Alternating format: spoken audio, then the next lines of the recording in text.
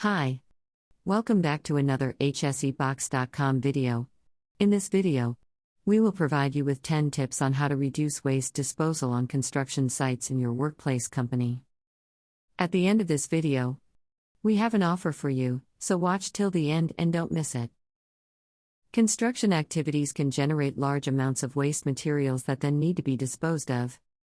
In addition, at the end of a building's life, it may be deconstructed or demolished, generating significant amounts of waste. But before we continue, I can't believe you do not subscribe to our channel yet. Do you know that subscribe to our channel is free? And drop a like, it's free as well.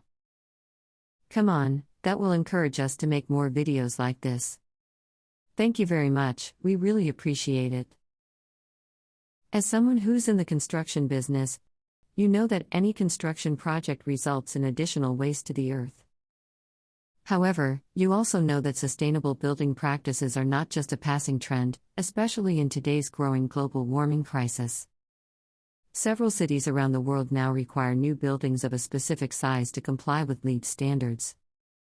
With more cities and countries adopting similar regulations for new construction companies must face the challenge of keeping up.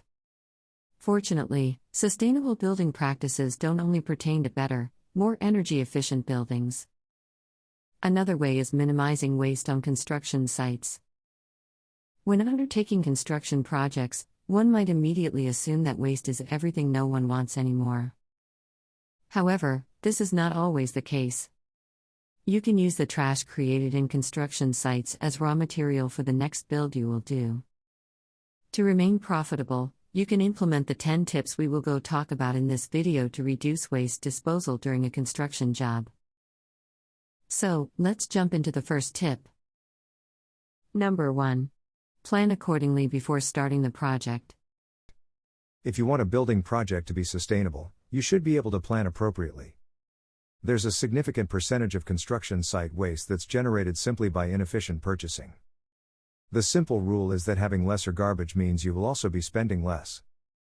Don't take into account trending buying practices just to join the bandwagon on what's hot. Instead, always take the time to purchase your specific needs for each project. Number 2. Your construction site should stay organized. Did you know a simple organization can make a fantastic difference? You may be able to cut down on confusion and make the construction site more efficient if you group your recyclable and salvageable materials, saving on costs instead of spending them on redoing work or sorting out materials. Number 3. Choose vendors and suppliers wisely. If you want to achieve the sustainability goals for your construction project, you need to choose vendors who will support such goals. Vendors who can handle the scale of the project without slowing you down are vital. Additionally, some vendors can offer a single-stream recycling option, so you won't have to worry about recycling any pre-sorting of materials.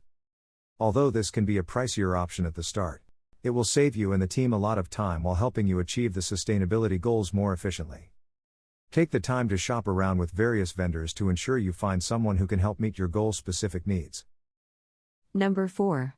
Reuse and recycle salvageable materials. You can always recycle materials on any given construction site such as metal, paper, plastics, cardboard, window glass, and unpainted and unstained wood. Furthermore, you can also use gravel, concrete, and other aggregates for backfilling instead of purchasing more dirt. During the finishing stages of a project, you can also use drywall as patching material. You can also sell the materials you don't use to suppliers, reduce packing materials, and look for better ways of storing materials to prevent damage. Number 5. Track the project progress. All your hard work in reducing waste management will be meaningless if you won't keep track of your progress. Measuring how much waste you create and how much is recycled will be essential in tracking your landfill diversion rates. Regularly checking progress is also necessary. You can't have waste and recycling programs throughout half of your project and then expect them to change. Always pay attention throughout the progress of your project, and be sure to make adjustments when needed. Number 6. Implement proper storage of materials. When working on a project, it is likewise to protect your materials. We recommend storing lumber on level blocking to minimize their damage. You can also cover and stack bricks, as well as other masonry. Always remember to keep your products in a secure location. Number 7. Don't hesitate to try out new building methods. In some construction waste management strategies, using durable modular metal form systems when it comes to concrete construction instead of using plywood and lumber formwork works better. Metal forms can be taken apart and used as many times as needed. Number 8. Choose building products that have minimal packaging. When you're purchasing building materials and equipment such as doors, windows, floor tiles, access doors, and panels, you're also paying for their packaging. However, once you use them up, you also have to pay to dispose of the same packaging. It is recommended you look for products that are safely but minimally wrapped. Number 9. Communicate and work with your suppliers. One way of reducing waste disposal involves your suppliers. You can ask them to deliver the materials on returnable pallets. They will be able to pick up the pallets whenever they have to make further deliveries when the project is over. Another way is to check whether they buy back any products you won't be using. We all know that the wrong way of disposing of materials is terrible for the environment. Do yourself and the earth a favor by reducing your construction waste with this kind of option. Number 10. Choose deconstruction instead of demolition. Instead of demolition, there is deconstruction as an alternative. As stated by the U.S. Green Building Council, USBGC, this process is known for being a reuse strategy. Deconstruction is the process of selectively disassembling a building piece by piece to preserve materials and eliminate waste. The salvaged materials are now reusable and transformed into valuable resources, making them available for selling to future construction projects. On the other hand, standard demolition uses deconstruction's process of removing reusable, high-valued materials. But the main distinction between these two is there is a lesser chance of recovering reusable materials in demolition. That's why opting for deconstruction before demolition not only benefits the environment, but also helps in aiding public health care by reducing toxic airborne pollutants that are related to demolition. Thank you for still with us. As we promise you, we have a special offer for you. Find our link in the description.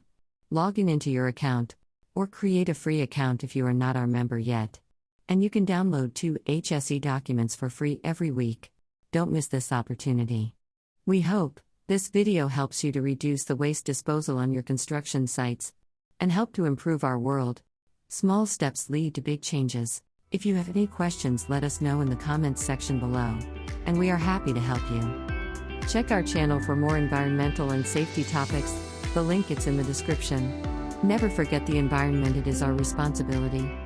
There's no planet B, so let us protect our world together. Small steps lead to big changes. Bye bye, see you soon.